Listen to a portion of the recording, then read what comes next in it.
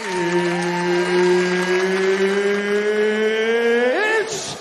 time! What's kicking, everybody? We are back for another episode of Pickin' Fights. I'm Keith, joined live and in person by my amigo Tom. What's going on, brother? How you doing? Good to have you in Casa de Tom. It's good to be Pickin' here. Fights coming to you live.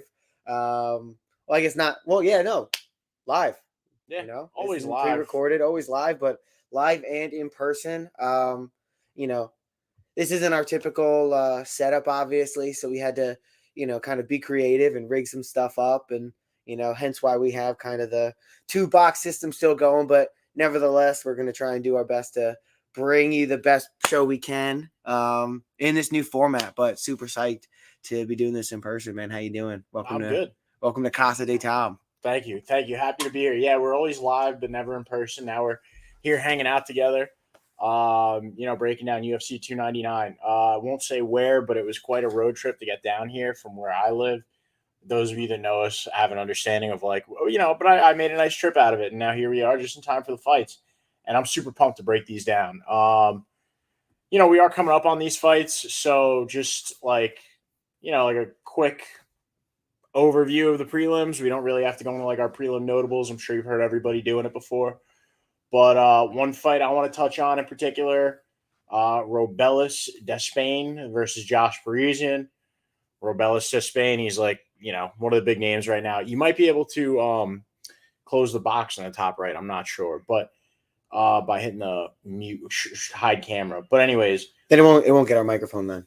That's tied to our microphone. We got one system for the camera, one system for the microphone. One has one on, one has one off. Understood. We're in that same area. Everyone knows how it's working. My bad. I was just trying to slide that in there in case. Well, anyways, I wish you know what you're doing. So Robelis Despain, he's this huge man from Cuba. A lot of people are talking about him. That's how you can describe him in a nutshell. No, I'm just kidding. The guy's 4-0 in MMA and making waves on social media, knocking people out. Lights out. I believe he was in kickboxing beforehand, but the big thing about him is he's 6'7". So when I said huge man, yeah, he's 6'7", 261, just coming in under that 265 maximum for heavyweights. And I didn't see what he weighed in at today, but he did make weight. And he's fighting Josh Parisian, who is nothing special in particular. We know that. Anybody that's been watching the show for a while is well aware of that. Anybody that's been following the sport, the man is 15-7. He's got a winning record, but just by barely. It's a minus 340 heavy favorite for Despain to a plus 270 dog for Josh Parisian. Wholeheartedly agree with Vegas on this one, although I'm surprised that the line isn't a little bit more steep in Despain's favor. I believe that Despain is going to knock out Josh Parisian in a matter of seconds, most likely. The size is going to be overwhelming. That's what she said. And Despain is 95% of the people on Tapology are voting on Despain by knockout. 95% of the people voting for Despain, 97% of those people by knockout. Yeah. So the overwhelming majority is by knockout, and I tend to agree here. What do you think, Tom? You agree? Yeah, I mean, this is totally a setup fight. This guy is 6'7". The UFC is, putting him on the UFC 299 card to make his debut. They put lesser known guys making their debut. That goes on a fight night card. That's not something that happens on UFC 299 unless you already have a name or you have some sort of hype following you in here. This guy is 6'7" and he's 4-0. I mean, at the end of the day, if that doesn't kind of show that he is kind of on a fast track to being in the UFC and they're trying to hype him up. And then you pair that with a guy like Josh Parisian, who his only wins are against guys who aren't in the UFC anymore. And honestly, his losses are to guys who aren't in the UFC anymore. So Josh Parisian, not much of competition for him. 2-3 over his last 5. That's spanning 2 years. So, just not on the trajectory you would want for, for a championship or really for much of competition here. Despain is 35 years old. So he's got to get something going. And I think, in the UFC heavyweight division, there's not a ton of stars. So being 6'7" and getting a flashy knockout in the first round of UFC 299, that's going to get him to the top. That's going to get him known pretty quickly. So Displaying round one knockout is where I'm going here. I think he's knocked out everybody he's fought in the first round. So I think Josh Parisian, though a slight step up competition, won't be much. So round one knockout, I agree with you. I agree. Definitely a bit of a gimmicky signing, right? Signing a guy that's 6'7". Sure, he's won every fight the way that he has, but he's 35 years old. And 6'7" frame, hard to carry around. Just a couple more I want to mention. Michel Pereira. We know Michel Pereira. I'm pulling for him in this fight, even though like the antics with the Stephen Wonderboy Thompson fight the last time around. I still like Michel Pereira. He's got one of the more fun styles. He's got like that drunken kickboxing style to him. Keeps things interesting. Do you want to talk about any of these in depth? I mean, we could just kind of run through them because some of these you gotta at least mention. You got Pedro Munoz versus Kyler Phillips. Well, I want to back up a little bit and talk about Michel Pereira versus Michael Jacek. Let's do it. I mean, Michel Pereira is a guy who's known for wild activity. He throws a lot at you at times. He's like almost gassed himself out because he's doing backflips and front flips and doing such flashy things. He does knock people out. But I feel like recently, he had the TKO win over Andre Petrosky, the split decision win over Andre Ponzinibbio, which I think wasn't one of his stronger showings. Andre Fialho, a decision against Nico Price, a decision against Chaos Williams. Like I feel like in theory, Michel Pereira is a bigger knockout threat than he actually is. But you have a guy against Michael Jacek who's known for grinding out decisions and having an iron chin. I know he is 3-2 over his last 5. He has a ground and pound knockout win over Chidi Njokuani. He was only lost by submission versus Kai Barallo, and that's not something I would necessarily see. Michel Pereira having the same success with. No. And the other loss is to Dustin Jacoby that he fought, smart technical fight. And I think smart and technical is not what Michel Pereira is. So I think for all of those reasons, I'm going to be on Michael Jacek for this fight. He's the younger guy. He's probably just as durable at this point. And, I think his style is that of a technical one. Also, he has a really good ground game if it comes to it. So good enough. I don't think he'll need to use it. I think he won't be offensive with it, but it's always in his back pocket. So Michael Jacek is who I would be picking for this one. Yeah, I like the pick. I think that, what's very telling for this one is that they're moving up to middleweight after Michel Pereira struggled to make weight at welterweight, failed entirely the last time against Stephen Wonderboy Thompson.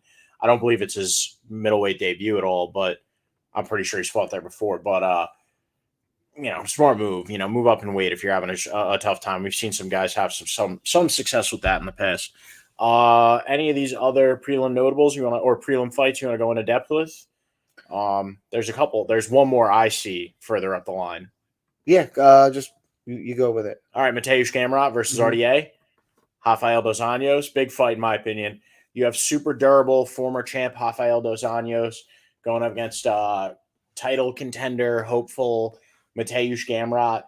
This is a big fight for a lot of reasons. Mateusz kind of not slipping by any means. Won his last 2, but he did lose against Beneil Dariush, and that was probably the fight that prevented him from getting into that title talk. Now he's hanging around fighting RDA while everybody else is kind of moving forward.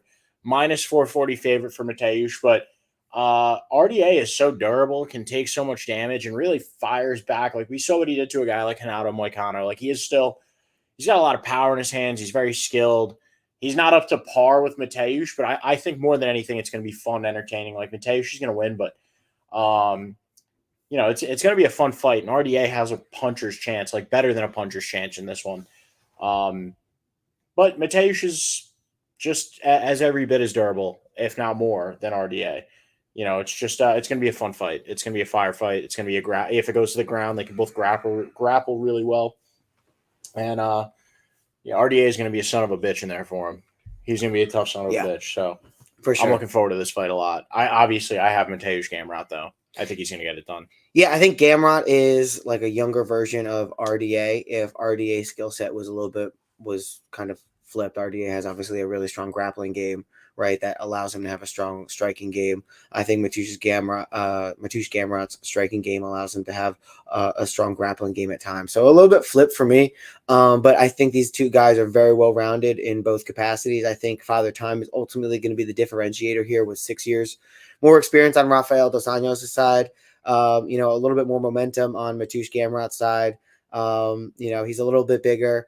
So I agree with you. I think this one's definitely going to decision. I think that's definitely the fairest bet here. And I like Gamrot by decision here. I just don't think that there's anything at this point that Dos Anjos does like particularly that much better to be able to finish or outpoint Matoush at this point. He's just vicious. That's what he does better. Yeah, but Matoush is durable, so Right. that's kind of like I'm just saying, like that's what RDA at this point. Like he's still got a skill set. He's still got a chin in him.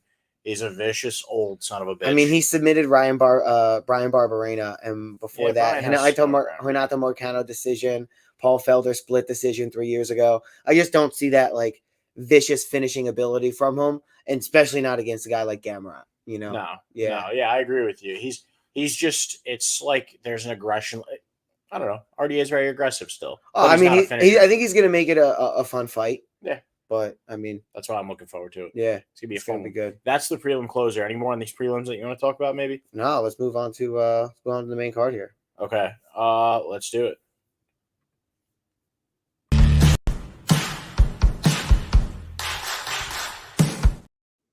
Before we do that, we got to talk about. We got a couple comments here. Max Payne plus 100. He's saying plus 100 to win by decision or KO, TKO, or do you think that's valid? That was from 547, 552. Which fight do you think he was talking about here? Plus 100 to win by decision or KO or TKO or DQ. Maybe he was talking about the Michelle Paeta fight. Yeah, plus 100 to win by decision or KO, TKO, or DQ. I mean, isn't that it's basically everything other than submission? Yeah, it's a double chance bet. Yeah. I don't see for either Michelle man or Michael and Jacek either way. Each other. Honestly, eited way that would be plus because I like Michelle Paeta, and I like that bet for him, and I'm sure that you like that for all. He says Olajacek. Olajacek. I don't know. Yeah, Michael Olajacek. I think is the way that that it rolls off my tongue. Yeah, I don't know, man. Too many consonants. All right, on to the main card. What do you say? We got Petr Yan versus Song Yadong. I'm pumped for this fight. And it's crazy because, like, when you look at Petr Yan on paper, he's 1-4 over his last 5. Mm-hmm. And this was a man that, like, not too long ago was pretty much unbeaten. Like 15-1 up until that Aljamain knee. And so, like, anybody looking at this would be like, how is this man a favorite right now? Like, he opened at minus 125 to Song Yadong's plus 105. And now they're coming a little bit closer where it's like a minus 115, like a minus 105 for Song Yadong. So it's getting a little close now, which I could understand why people would bet against Petr Yan. And I don't want to. I'm not like inclined to because I still remember like Petr Yan, and maybe this is recency bias. I am leaning towards Song Yadong though. Kind of struggling here, but see the thing about Song Yadong is like he has a future, and Petr Yan, it's beginning to feel like maybe not because his abilities are behind him, but it's almost beginning to feel like his time is come and gone. He's now fighting contenders to try and work his way back up, and even though he's got the skill set, it's just like not going his way. And that's sometimes how it goes, right? Meanwhile, you look at Song Yadong, and the kid is 26 years old, fresh face, 21-7. All of his losses are pretty much like way in the rear view at this point. 1-4 over his last 5 because of that cut. Yeah. Yeah. So, he's starting to really develop, and he's still so young. He's really a big threat. And, we've seen guys dye their hair bleach blonde and come out and destroy people. That's a big telling factor. Like that's happened a lot of times. Did Dan Hooker, when he bleached his hair, was that at his featherweight debut, or was that when he went back to lightweight and beat the brakes off of somebody? Either way, I can't remember. But if that's the case, I don't want to be thinking about Dan Hooker, who I'm comparing to. Well, he bleached his hair though. I'm just saying for that one fight, but then after that, bro, the bleach may work. There may be something for one there. fight, and then after that, like if you're blowing your load, Song Yadong at age 26. Charles Oliveira. Blonde. How long did that last? Blonde Brunson. How long did that last? But this is only his first fight there. We'll see. That's true. Yeah. So maybe he has a career. He's got a very short trajectory ahead of him. It's a career. Starting by beating. I'm grasping for straws here, obviously. But when it comes to, it's a tough fight because both of these men are incredible boxers. I think that Petr Yan has a ground advantage, although we saw Song Yadong put up with Ricky Simone on the ground pretty well and contend with that there. So it's really just going to come down to the hands. Petr Yan mixes it up a little bit more with his feet. But I am going to have to go with Song Yadong, yeah, because I think he's more powerful than Petr Yan also, man. too. Bro, every fighter that's fought Song Yadong up until this point says that he's the hardest hitting bantamweight. Yes, I know. I was going to bring that up, too. And their boxing, their hands are pretty much just as fast. It's just now there's this youth advantage here. The younger fighter's been winning like 70% of the time when there's an age gap like this. And the statistics are really in Song Yadong's favor, and he's got the power between the two men. It's only a matter of time. Like, if he keeps up on this trajectory, the kid's 26, bro. And he's developing this quick. I think he's going to get it done this week. I don't know. What do you think? I know. Listen, but he fought 2 months ago against Chris Gutierrez. He won, a unanimous decision there. But I think the step up in competition from Chris Gutierrez to Petr Yan is stark. Right? You fought 2 months ago. Now, you don't never take zero damage. You go in and out, especially when you fight a full 3 rounds to a decision. You're coming out with something, so you got to figure there's a little bit of layoff there. And then he's right back into it. I don't know if this is going to be the best version of Song Yadong that you're ever going to get. But I think it's a really quick turnaround for him. 2 months after going a full 3 rounds of the UFC caliber opponent, and then taking a giant step up against a guy, Petr Yan, who's 1-4 over his last 5. And as Sean O'Malley so eloquently put it last night, that Petr Yan is 1 loss away from bare knuckle boxing.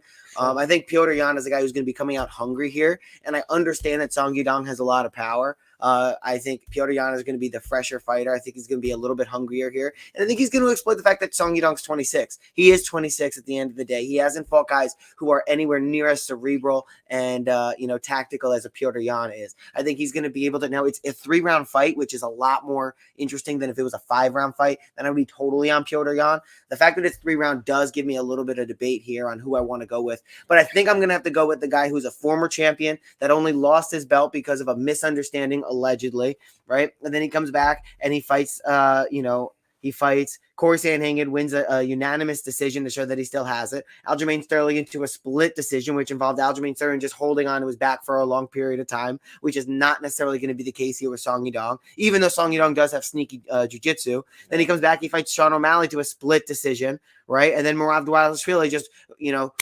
rapple fucks him,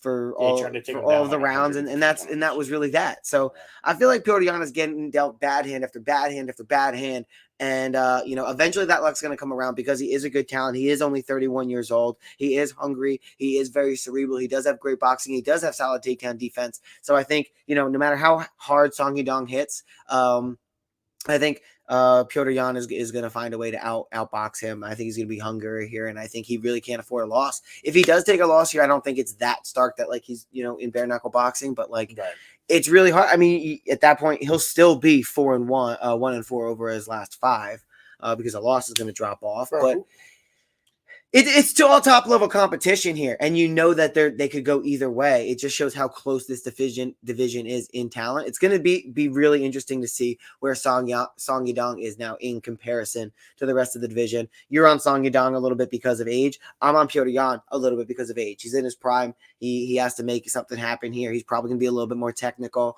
He may not be as fast, but what does Conor McGregor say? Speed beats power when timing beats speed. Perfectly said by us. I think he's going to be a step behind, bro. I think he's going to be a quick step behind, like a quick hair behind. And who else have we ever talked about that's 1-4 and you're picking him to win a fight? 1-4 over his last 5, and he's 7 years older almost. Or 6 years older. Yeah, I mean, fair, but usually 6 years older is 32 to 38. We're talking 26 to 31. It's still significant. And we're talking about youth, man. I mean, he 21-7 and 1. Jesus Christ, he's active. Yeah. It's going to be a good fight. It's going to be a really good fight. I don't understand. I mean, he's a slight favorite. He got caught a couple of times. What's Tapology say? Tapology, 65% is on Petr Yan. Yeah. I'm going with Petr Yan. Experience of opponent here. He's been in wars before with really good opponents, and this is a big step up on short turnaround for Song Yadong. it's not the ideal situation for him, but I think it's going to be a great fight either way. I think Petr Yan can probably win 2 and 3. The one thing I will say for Song Yudong is he comes out fast, and Petr Yan doesn't necessarily do good on the back foot. So it's going to be interesting. One last thing I want to say about Petr Yan, who else Petr Yan was a big step up for, was Sean O'Malley. Sean O'Malley hadn't fought ranked competition, and then he went out and fought Petr Yan to that close tight decision. And, if he comes out desperate the way that he did in that fight, even more desperate, Sean O'Malley caught him a couple of times. Yeah, no, you're making good points. Yeah. I don't know. It's all something to consider. But you're going Song Yudong? I am still with Song Yudong, yes, sir. There is one fight that I want to talk real quick that I didn't realize was on the prelims. Okay. Curtis Blades, Jailton Almeida. I'm picking Jailton Almeida. We don't have to talk too much about it. Jailton Almeida, I think, is a guy who really presents an opportunity to go and take both light heavyweight and heavyweight belts at the same time. I don't know if he's deviated from that plan. I know he hovers around 230, so he can cut down or bulk up. But he's for his last heavyweight fight, he weighed in at 241. He's gonna be against Curtis Blades, 257. Curtis Blades, I think, obviously proved that he can get knocked out. I think Jailton Almeida has proven that he has a great ground game. That if anyone's gonna be able to go ground game for ground game with Jailton Almeida or Curtis Blades, rather, it's Jailton Almeida. Jailton Almeida can put you away with the punch. So I think his great game is just far too versatile. And I think he's probably better at heavyweight because he has all of the strength, but he just has a little bit of extra looseness to him. He's probably maybe a little bit drained at 205. But if he can fight at both, I think he has a great chance to do really well at both. I like him to beat Curtis Blades here. I feel like Curtis Blades is older than he is, 33 years old. But yeah, dude, I'm heavy on the Jailton Almeida train. I'm with you, dude. He's good. He's really just so well rounded. He's good in every area. There's going to be a step up in competition. Like, this is a major step up in competition because Curtis Blades was basically just fighting Tom Aspinall not too long ago for like a number 1 contender spot. Yeah. So major step up, but I think he'll get it done as well. So what do we got next? We got Gilbert Burns and Jack Della Maddalena. Oh, right? Boy, this is a good one, dude. Yeah, Gilbert Burns stepping up as usual, putting everything on the line to fight the biggest contender out there. In my opinion, that hasn't really been knocked down the welterweight. Yeah, you got Ian Gary, but Ian Gary talks too much. Jack Della Maddalena does all of his talking with his fists. Mm-hmm. He's fought some big talkers at this point in his last fight against Kevin Holland, and he does not talk shit. Now, for whatever reason that may be, I mean, the guy is a fighter through and through. You look at his face, he's clearly been in some brawls. He's got cauliflower ear. His nose is on the opposite side of his face. Anyways, I love both of these guys. I really love Jack Della Maddalena's fighting style. Like, his jab is nice. His body jab is like really where I fell in love with the guy as a fighter, though. Because against Kevin Holland, he's feinting up top and then he's digging into his, I almost said something. I almost said he's digging into his guts, but pause. Yeah. But no, he was just really just driving ripping the body. Yeah, ripping to the body. But just, it was like he was trying to go through him almost. Bad intentions. And it looked like he was going to get there eventually. Yeah. So, I like the body work from Jack Della Maddalena. He's shown that he could put up with guys on the ground. But then you have Gilbert Burns, who obviously can do all that as well. I mean, you go back and you watch any one of his fights. He's done it all. He's out wrestled guys for 3 rounds. He's stood with some great, he stung Kamaru Usman all those years back when he fought him for the belt.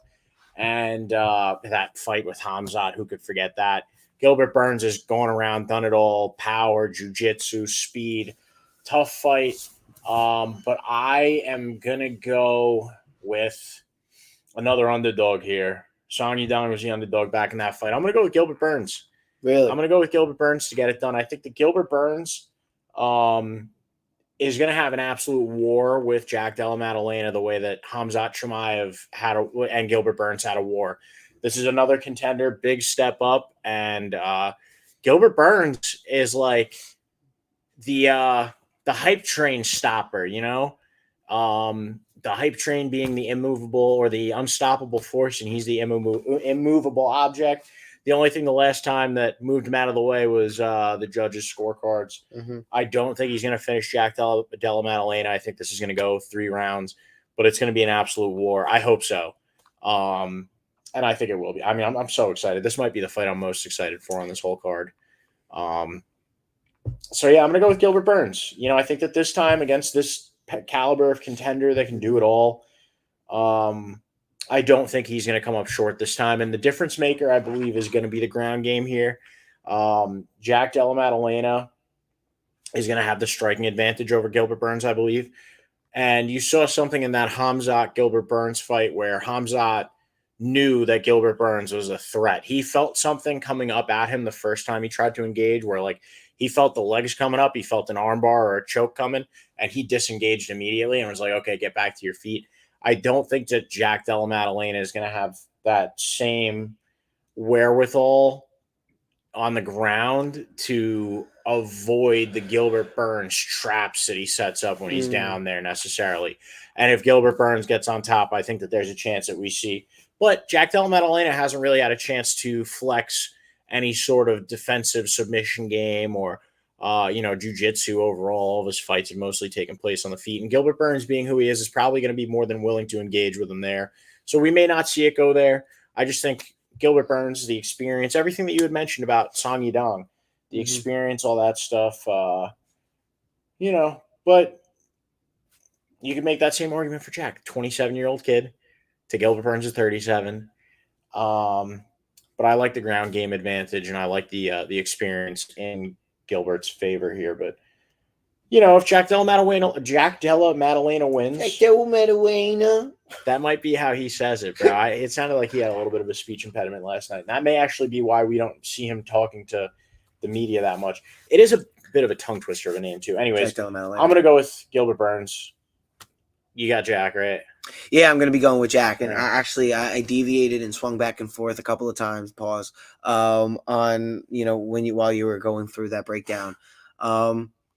Ultimately, I decided to land on Jack Della Maddalena, because I think that basically the opposite of the reasons why I didn't pick Song Yadong. I was thinking about it. Like, I think Jack Della Maddalena, in this case, the younger guy, is more capable and is going to win here. I think that he's going to have the far better striking. The previous opponent that he had, Kevin Holland, is a far better, more dynamic striker, longer striker than Gilbert Burns is. So I think he presents more of a unique challenge, and you don't know necessarily where he's firing from.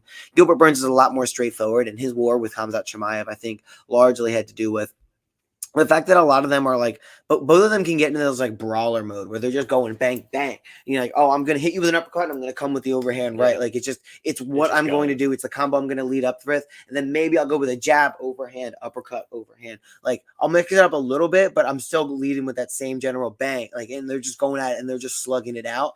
Whereas I think Jack Della Maddalena and Kevin Holland had more of a technical war. Jack has that like slugger in him, but Kevin Holland is going to be like, bang, bang. Like, he's going to be more of the artist, like Israel Adesanya kind of striker. So for that reason, I think Jack Della Maddalena pairs well with Gilbert Burns. He's going to be a little bit longer, a little bit taller, a little bit bigger, a little bit younger, a little bit faster. He's going to have a better technical knowledge of striking. Now, the X factor comes in with Gilbert Burns being able to take him down. He does have that submission win over Randy Brown, which obviously not of the caliber grappler of Gilbert Burns, but Gilbert Burns is also 37, and he's traditionally a lightweight. He hasn't had really his success at grappling at welterweight. Now you're up against a bigger, younger, stronger opponent in Jack Della. I think maybe he has some success early in taking Jack down, like early, quick, maybe unexpected. But Jack, I mean, he does get tired, but he also gets better when he gets tired, very similar to Dricus du Plessis. So with that being said, I'm going with the younger guy this time and going opposite. I think this is a situation where 6-7 years of age difference, but it's on the wrong side. So you have a guy entering his prime as a guy exiting his prime up a weight class. Versus, I mean, again, Gilbert Burns is a guy who, when he was in his prime, was a lightweight and then transitioned to welterweight kind of towards the tail end. Had more success at welterweight, granted, but not grappling. It was because he had a little bit of grappling, and largely because welterweight was an unskilled division. So you can have Jack Della Maddalena come here at 27 with a lot of skill, especially in striking and in grappling defense. I'm going to be going with Jack Della Maddalena in this one. Fair pick. Definitely fair pick. I mean, it makes the most sense, right? And I like Jack Della. I just try to think a little outside the box here, Sometimes you got to confuse the gambling gods a little bit. Yeah. Well, with that being said, let's move on to the next fight. Kevin Holland taking on Michael Venom Page. this is going to be a good one. I'm really looking forward to it. Anytime Kevin Holland fights, this is a true pairing of two guys that are just really fun to watch. I think they showed up Michael Venom Page 10-1 in kickboxing, or maybe 10-time kickboxing champion. That's probably it. That's more impressive.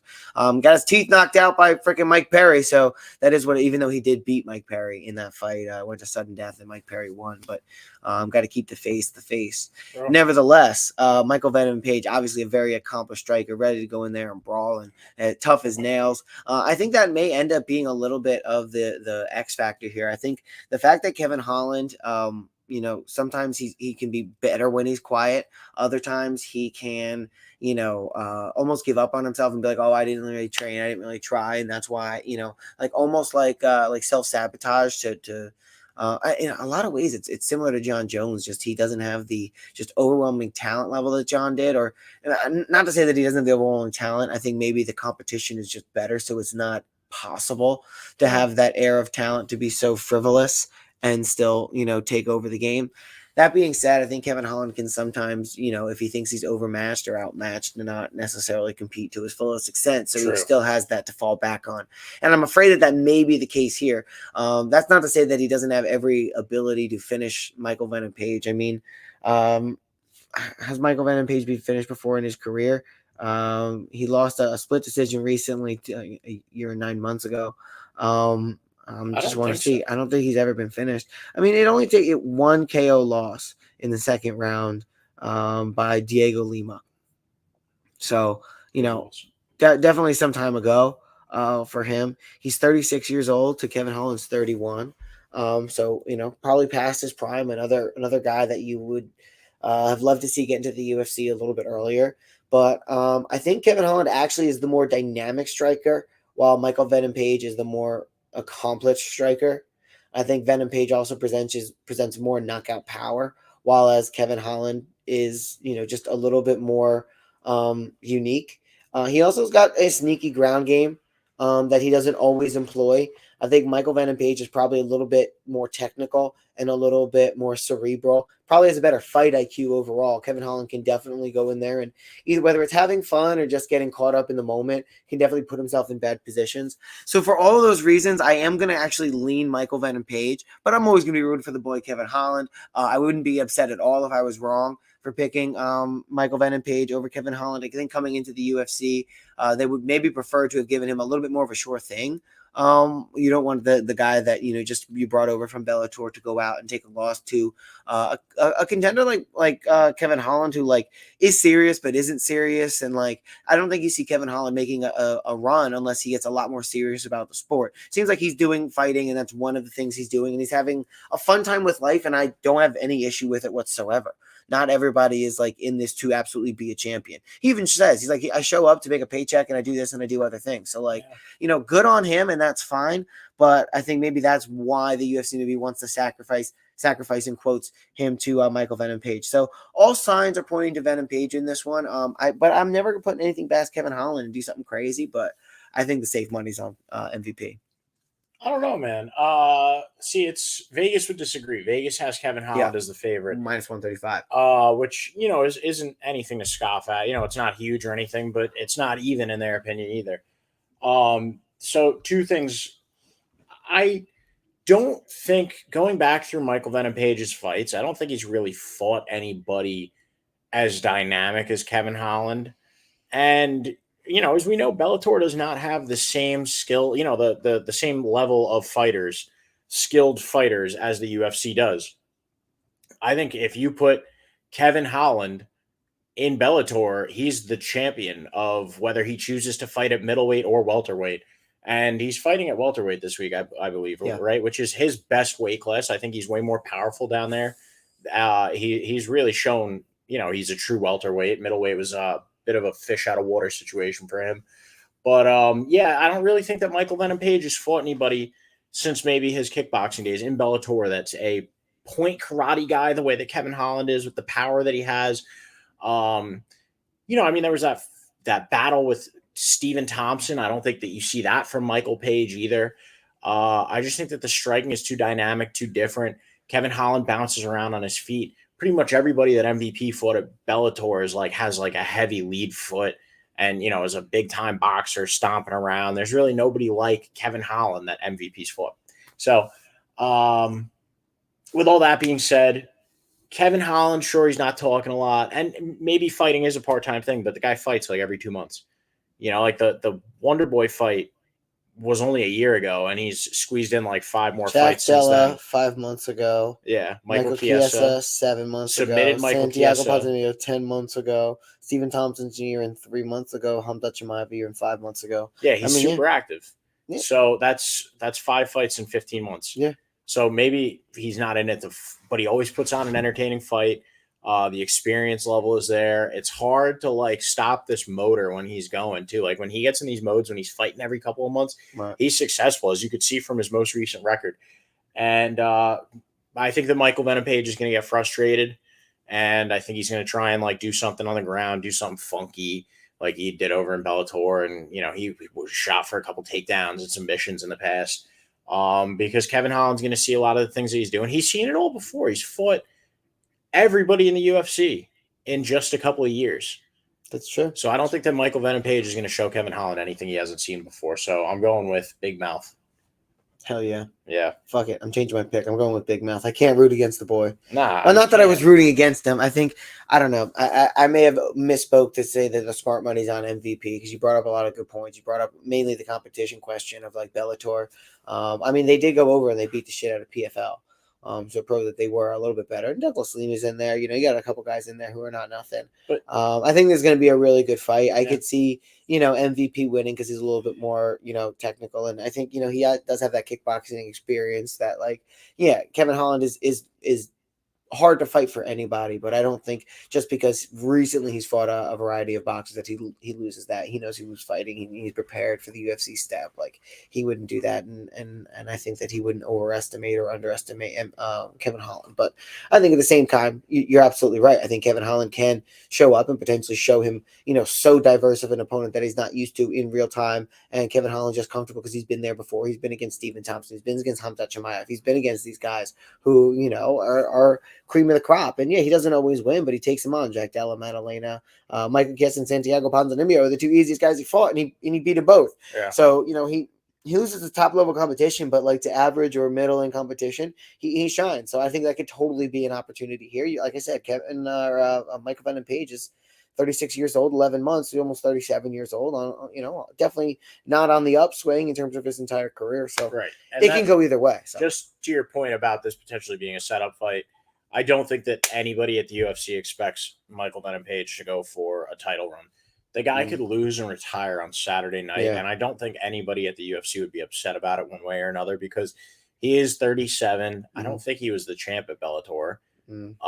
He's dipped in and out of other promotions, right? Like BKFC and stuff. Right. And so like we've seen this guy that at this point, he's probably just trying to get, if anything, he's the guy trying to get his bag, make his name, build a little bit of a rapport with the public before he rides off out of combat sports, maybe takes an exhibition fight against Jake Paul and then does a Twitch stream or something. So anyways, now we're both taking Kevin Holland. Both taking Kevin Holland. Who do you got in this next one? Dustin the Diamond Poirier versus Benoit God of War Saint-Denis. Who do you got, Tom? Have we or have we not solved the curious case of the forehead pimple with Benoit Saint-Denis? I don't think anybody solved it. Listen, I'm a little bit of a conspiracy theorist at times, and I'm a little concerned about that forehead pimple that was showing up on Twitter that was showing Benoit Saint-Denis potentially with a staph infection. And, he then showed up to the press conference yesterday with the hat real low, right? Potentially, suspiciously not showing off that area in question. So I think that's definitely something worth thinking about here, because if he does have a staph infection, they're absolutely trying to treat it, and they're treating that with antibiotics, which absolutely drains your system. And he did make weight, right? So everybody's set to go, but I can only imagine if he is on those antibiotics, what that product is going to look like when he goes out there. That being said, he is known for his unbelievable toughness. I think he's going to be faster and he's going to hit harder than Dustin Poirier. Dustin Poirier is coming in off that head kick knockout loss against Justin Gaethje 7 months ago. He is 35 to Benoit Saint Denis 28, so he's the older guy. He's the smaller guy. I don't think he's going to be the faster guy. He may have a lot more technique to him, a better boxing skill, but I think Benoit Saint Denis has definitely been known for that low kick. And Dustin Poirier, he's a boxer, man. He's a boxer. He's a kickboxer. He throws some kicks in there, definitely for sure. He'll throw those elbows, and he's got some knees, but by and large, he's throwing fists. I think very similar to Max Holloway, where he's diverse. He'll throw those other things, but don't be fooled. It's the hands. The hands are what's coming for you. And I think Benoit Saint Denis is a little bit more diverse in his strike. He's going to use the legs. He's going to use knees. And I think he's a lot more vicious. Dustin Poirier is technical. He bobs and weaves. He's not there. He moves around. He picks up on his shorts when you hit him well, and he throws with his hands, and he throws even harder. But that's not going to phase Benoit. He's not knocking out Benoit Saint Denis at this point. I think Benoit now, are we talking about antibiotic staph infection fighting Benoit Saint Denis, or are we talking about BSD who's ready to go in there and drop, a BFD on Dustin Poirier, on a big fucking drop his big fucking dick on DP? There's a lot of sexual innuendos going on with this. Whatever. There's a lot of fucking content. A lot of shit's going on with this fight here. That being said, listen, I think Benoit Saint Denis has every capacity. He is minus 220. I think he should be the favorite here. Massive. He is massive. Oh my Jesus. He's massive favorite. Massive favorite Benoit Saint Denis, I think, is still gonna get it done here. But I would stay away from betting on it. I'm really concerned about the stuff that's come out on Twitter, rightly or wrongly, about what he may or may not be fighting. I think he's more powerful. He's faster. He doesn't have as good a technique, and I think Dustin Poirier then can bob and weave. Is it a 5-rounder or a 3-rounder? 5. It's a 5-round co-main. Yo, you know what's nuts? Just want to point that out while you're mulling it over. We have a 5-round co-main on this fight. There's like 4 5-round fights or 3 5-round fights on the next pay-per-view. It's gonna be so sick. So many. So who do you got?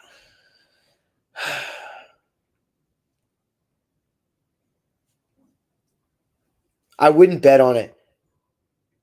You got Benoit. No, I'm going Dustin Poirier. No, you're not. I'm going Dustin Poirier. I'm going Dustin Poirier. And here's why. No, I know. And here's why. I'm going Dustin Poirier because if Benoit Saint Denis is fighting off a staph infection or infection of any kind, he's on any type of things, or he had a bad cut, that may show up in the octagon. It's 5 rounds. I don't know if we've seen him go 5 rounds before. It could have just been a pimple. No, I don't think so. His last was a knockout head kick over Matt Favola, so no. He has a knockout win over Thiago Moises. He's got all these knockouts, right? I think Dustin Poirier knockout head kick by Justin Gaethje, not a fluke, but I don't know that we're going to see him get knocked out twice in a row. He did take 7 months off. I think that's good for him. Yeah. I think he's a very technical fighter, and I think he's very cerebral, and I think he's really good at reading opponents, keeping himself safe. Obviously, that last fight excluded.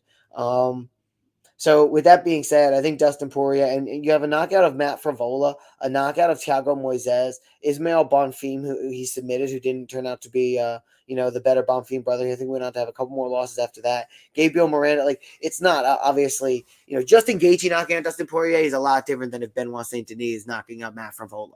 Yeah. So I think there's a little bit of a different class for me to automatically say, once DP's knocked out, he's always going to be knocked out. I think you have potentially a deranged BSD. I think you have Dustin Poirier, who is very technical and able to read his opponents, move his head. I think he'll be out of the way, and he also has more 5-round experience, more overall experience, more championship experience. I think the 4th and the 5th round are going to be his. I think potentially it's the 3rd, 4th, and the 5th, and I like Dustin Poirier the more the fight goes on, so I'm going DP. I don't engage in conspiracies. I only believe what the media tells me to be true. The media has not said a single word about there being a staph infection. So I'm just going to have to ask you to stop with the conspiracies. You're in UFC Anon. So cut it out. No, I don't know. It could have just been a pimple, bro. But I haven't had a pimple that looked that bad ever in my life, except for this one time. But I don't want to get into it. So there was a little bit of speculation about staph infection. I don't know about that. But when it comes to Dustin Poirier, You see him like take these losses, right? And like just take bad beatings overall sometimes, and then he comes back and learns from those. Like he took those walloping leg kicks from Justin Gaethje the first time the two of them fought. What does Dustin Poirier do? He turns around and incorporates the leg kicks into his game and checking leg kicks and just checking kicks in general to the point where he broke Conor McGregor's leg. Pretty much. Maybe it was already broken, up to debate. But yeah, I just think Dustin Poirier and also Justin Gaethje, that was a setup that Justin Gaethje had in that fight, written and fucking produced by Trevor Whitman. And I don't see the same level of like tactician, game plan, film study. Maybe there is because, Benoit Saint Denis is an operator. He's a special forces guy. Yeah. So maybe there is that Forces level. guy. Maybe there is that level of training and everything going into that. But, I'm not training. Game plan, tactician type stuff, film study. But Justin Gaethje's on a different level when it comes to that. It's set up, bang, he's good. That's all courtesy of Trevor Whitman. I think Benoit Saint Denis is pure aggression. I think that the head kick against Matt Frevola was like he saw Matt Frevola leaving his distance and couldn't reach him with a punch, so he threw the kick and hoped it hit. And I think that there's a major difference there between tactician and I lost because of something. Let me incorporate that in my game plan. The only clear advantage I think that Benoit Saint Denis has over Dustin Poirier is on the ground. And even then you have, I believe Dustin Poirier gets choked out by Charles Oliveira, and then the next fight he comes back and chokes out Michael Chandler. So we've seen him incorporate the things that he's lost to into his game plan. I wouldn't be surprised to see Dustin Poirier throw a head kick at Benoit Saint Denis this week. But anyways, I just think like out of pure aggression. No, not out of pure aggression, out of setup and game plan. But no, I just think Dustin Poirier, he loses, comes back better. You don't really see the guy lose 2 in a row. I'm pretty sure he's actually 7-0 after losing a fight. So, could be. I think there's like major plus money to be made here. If you feel good about Dustin Poirier, there's no reason to not bet responsibly. 180. Yeah. It might have gone up or gone down since then, but I like the guy. You're never going to see him at this unless he gets knocked out, but you won't be seeing him at this line ever again. Main event time. But before we hop into the main event, just want to say real quick to everybody, like, comment, subscribe. We got, I think 20 or so people watching. So let us know what you think. Drop some, comments in. Let's be interactive. We're talking about the main event here. Moving on, like you said, we have Sean O'Malley taking on Marlon Chito Vera, the second interaction of these two guys. I'm super freaking pumped. Why don't you kick it off? What do you think? Well, both of these guys are tied with like second most knockouts in the bantamweight division or something at like 6 apiece. Passes the sniff test. Neither guy's been. No, I'm sorry. Chito hasn't been knocked out or submitted. Sean O'Malley has 1 TKO loss on his record, and that is to Chito Vera. Right. Likes to call it a fluke. Now we're here. Run it back.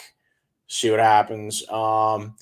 I think that the way that Chito wins this fight is by making it the most excruciatingly, boringly painful fight to watch, to the point where we're all begging somebody to do something. But his best, he's done it before. He's done it against guys like Dominic Cruz is a great example, where he basically lulls Dominic Cruz to sleep the whole fight. And he throws his 1-2, and then Dominic Cruz does his little thing, and then there he is.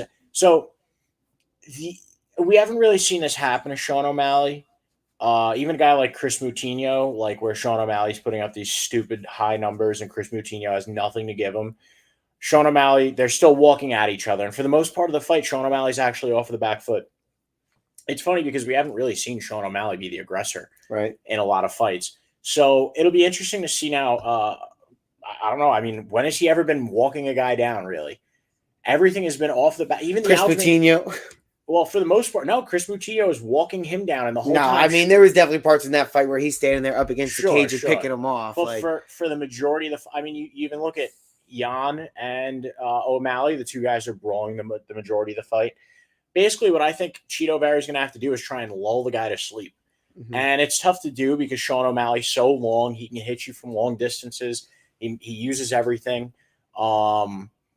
And there's no way, and just the setups from Chito Vera, I don't think that Sean O'Malley's going to get caught by. He is a very intelligent guy. He's cold. Like, he's got ice in his veins. You see him walking out the superstar before the fight, and he looks calm, cool, collected. They're putting down the belt on him at the end. He's not even cracking a smile until he's walking out and, doing his thing, partying with his boys. He's very cerebral. And so as much as I like Cheeto, I don't think that the setups are going to catch O'Malley unless he truly uses that, what was that, Jigglypuff. He used that Jigglypuff song and really put Sean O'Malley to sleep. In round 5, you just have a Carla Esparza, Rose Namajunas situation where now we're left being like, so who won that shit? Because nobody did anything. But that's the way that Cheeto wins this, and he's not the aggressor. He's a sit back type of guy. The thing is, you got Eric. No, I'm sorry. You got Tim Welsh. Tim Welsh. You have Tim Welsh in the corner, Sean O'Malley, who is probably one of the best coaches in the sport right now. Right. I almost said Eric Nixick. The guys look similar. They do look similar. Eric Nixick is also it's really those guys are neck and neck. The only thing that Eric Nixick has going for him is the repertoire of athletes that he has under him, or the armoire, the whole roster. Roster.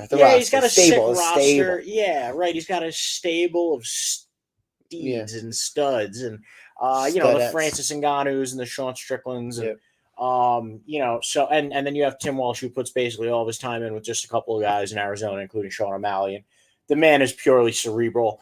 Was just watching him break down the Aljamain Sterling Sean O'Malley fight, and he's talking about how Aljo switches his hips when he goes to engage. He switches his stance, and you see the moment Sean O'Malley sees that, steps back, and hits him with that step back, and ultimately ends the fight. So the game planning is there. I'm not sure what there is in a guy like Cheeto Vera's game where he's not super aggressive. I think that Sean O'Malley is going to win because of the coaching, because of the cerebral nature of it, and there's a little bit of a judge bias, I think, when it comes to some guys. And, I think if you see it go 5 rounds, maybe the judges hate Sean O'Malley up until this point. Maybe like Sal D'Amato. I've never seen what the guy looks like, but he judges basically every card. Maybe he hates O'Malley because he's like, I hate the youth and the pink hair and, he's a liberal. But I don't know. I think Sean O'Malley ultimately comes out on top. It's just coaching, brain activity, skill. Go ahead, Tom. Yeah, I think the thing about Cheeto Vera that makes him so cool and fun is the fact that he starts off probably losing a fight, and then he comes back and he wins. It's that he's got this flash knockout. It's against Dominic Cruz. Dominic Cruz was landing on him, and it was a back and forth fight. Dominic Cruz was like, oh shit, maybe Dominator's back. No, that's the Dominator's Dominic Reyes. No, it might have been Dom Cruz. No, all right. I think it is Dom Cruz, actually, now that I'm thinking about it again. Either way, Cruz back, right? And then boom, head kick, knocked out, broke his nose, done. Cheeto Vera. And, Cheeto Vera has shown that he can go back and forth with guys. He's not always going to get that knockout. Looking back at his record, you got the knockout over Frankie Edgar 2.5 years ago, or decision win over Rob Font, knockout over Dominic Cruz, like we said, split decision loss to Corey Sanhagen, and then decision United States win against Pedro Munoz. Everything else against Sean O'Malley, he's getting that knockout. Guys moving forward on him, he's able to step back and knock him out. Moving forward, he's able to pick his guy apart. I think he doesn't really get hit too much. Even against, Piotr Jan, it was back and forth, but he got the better of some of the exchanges. It was close, but he still won. I think was it a split decision or was it was a split decision?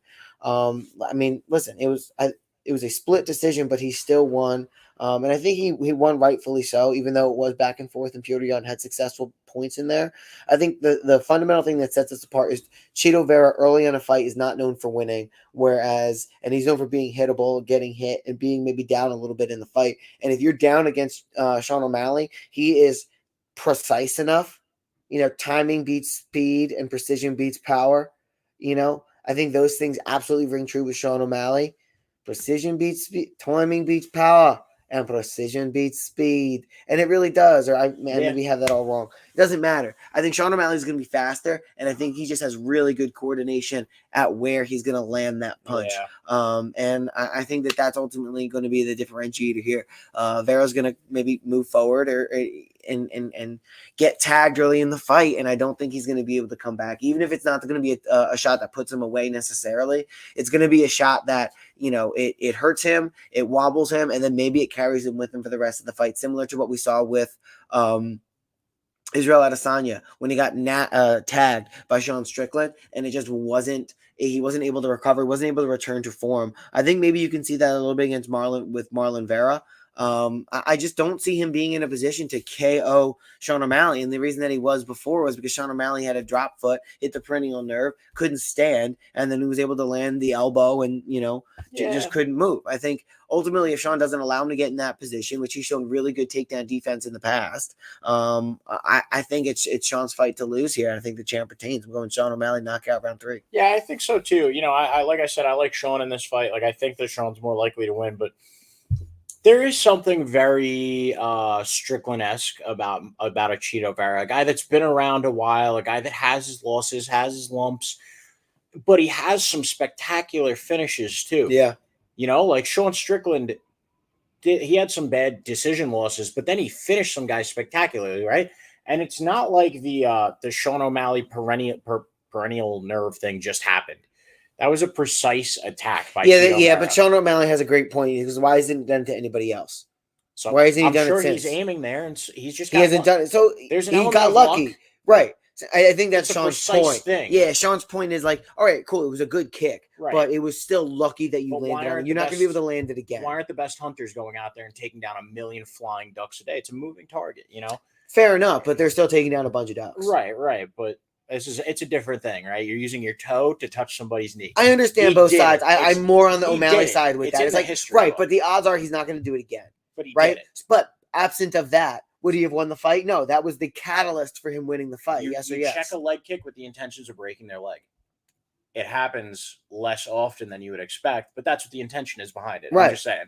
So fair enough. Yeah, right. Yeah. But to say like, okay, but that is what wins you the fight, right? Because a leg kick was checked and you broke the opponent's leg, you now win. Great, you win. Yeah. But that's not what you can rely on to say like, great, I'll just check his leg kick, break his leg again, and I'll win. No, it's like that hit for you once. Great. If it hits for you again, then you're the master of the perennial nerve kick. And I will buy in and say, and this is what Sean said, I'll buy in and say, shit, you beat me twice. Like, fair enough. And this is actually what's pulling me over to the Sean O'Malley side, right? Is because like he can admit I'm going full bore on the fact that he got lucky with where that kick landed. But if he didn't, I would have kicked his ass, and I was proving that up until that point. I got drop foot. He won't be able to do that again. Although if he does take my challenge and he does do it again, well then shit, good on him, and he's got 2 wins over me. I acknowledge both. But until then, I believe that it's a lucky kick. The way he can prove me wrong is doing it again. He won't do it again, and I'm going to go out there and knock him out, and I believe him. Sean O'Malley retains. Yeah, I mean, it would be crazy if the lucky kick this time was off of Sean O'Malley's dome and just knocked him out. That would be nuts. I mean, at that point, bounce one off his skull, right? Bro. And Sean also can't talk. Fuck the leg. But, I mean, also, then you have to make a movie about Chito Vera if he perennial nerve kicks him again. And then, you have to make like an old school, like kung fu movie about him like that. But I just mean, like, there's something very Sean Strickland-esque where we're counting him out.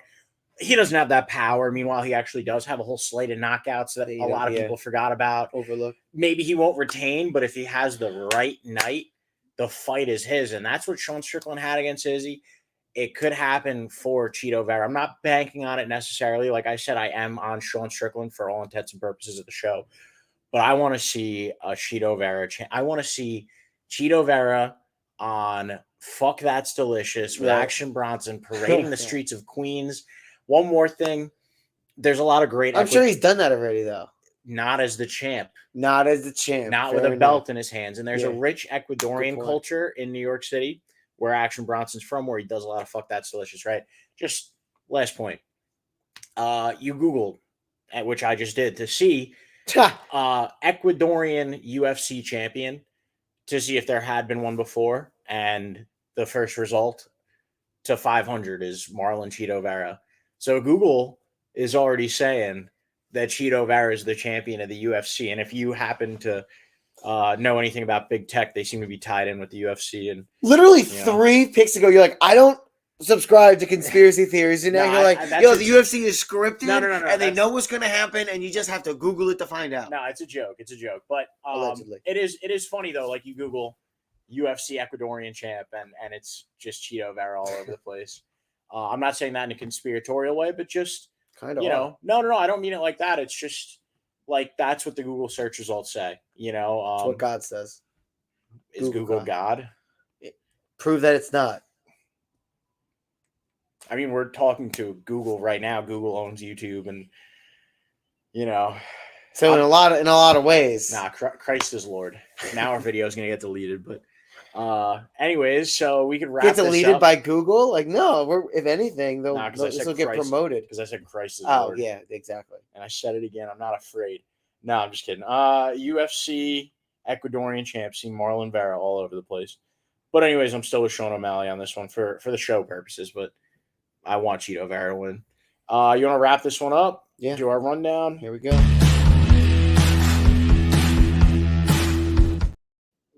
You want to go? Yeah, here we go. Let me get it all queued up over here. Here we go. From bottom to top, I am going with, we talked about Robelis Despain over Josh Parisian. Easy pick there. I'm going with Michael Olenjacek over Michelle Pajeda. We talked about Mateusz Gamrot getting the win over RDA. I am also taking Jonathan Almeida over Curtis Blades on terms of the prelim picks. Piotr Jan to get it done over Song Yudong in a close back and forth decision win. I'm going Jack Della Maddalena to get it done over Gilbert Burns. I'm going Kevin Holland over Michael Venom Page. I am going with Dustin Poirier over Benoit Saint Denis, and I am going with Sean O'Malley over Marlon Cheeto Vera. All right. So from the bottom, what we were doing, I got Robelis Despain over Josh Parisian. Although I seen there's one funny page on Instagram, TMM official. I've sent it to you before. The guy's very funny. He said Josh Parisian hype train derailment incoming, like taking down Robelis. No, but I got Robelis the Despain. Non-existent hype train. Very funny. Yeah, no, Robelis. He was talking about him beating Robelis. But anyways, I got Robelis. Oh, you're saying Josh Parisian is going to be down Robelis. Yeah. Oh, yeah, okay. Like hype train derailment incoming.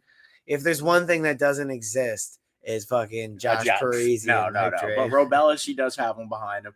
And then I got Mateusz against RDA. And I got Jailton over Curtis Blades. Now on the meat and potatoes, the main card, I got Song Yudong over Piotr Jan, Gilbert Burns over JDM, Kevin Holland over Michael Venom Page, Dustin Poirier over BSD, Benoit Saint Denis, and Sean O'Malley over Cheeto Vera. But, there's something telling me Cheeto Vera is going to get it done too. There's a lot of like 3 names on this card, right? Yeah, long names. No, I mean like 3 initial names. So you got I know RDA, JDM, BSD, Sean O'Malley. Yep. Song Yudong. Well, now you're just going into syllables. Michael Olenjacek. Yeah. How many times does your chin hit your hand? Count it up. Joanne Calder-Woodwood. Mine, I got to put even lower because of my beard. But, so that wraps it up for us. UFC 299.